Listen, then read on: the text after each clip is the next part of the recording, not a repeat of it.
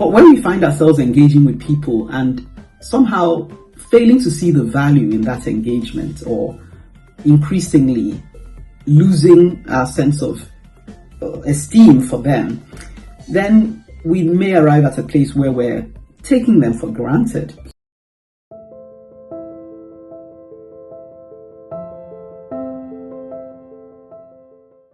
So, power dynamics: being neglected or feeling neglected or even exploited.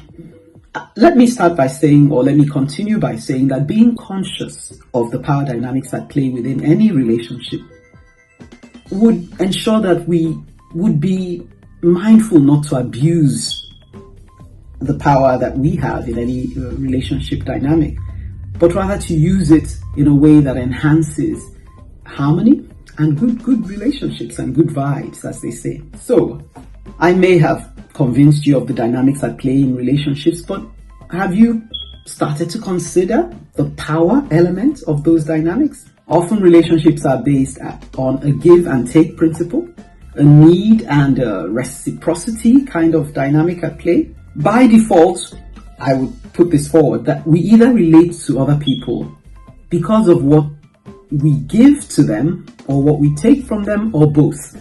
This says that we have to see these other people as having something of value that would inspire us to want to invest our time and efforts in relating and engaging with them. Now, this value could be determined within a setting of a work relationship, a family setting, friendships, or it could be determined by altruistic pursuits. But when we find ourselves engaging with people and somehow failing to see the value in that engagement, or increasingly losing our sense of esteem for them, then we may arrive at a place where we're taking them for granted, sometimes because of over familiarity. As the saying goes, familiarity breeds contempt. We've all been there, whether it's being taken for granted or taking others for granted.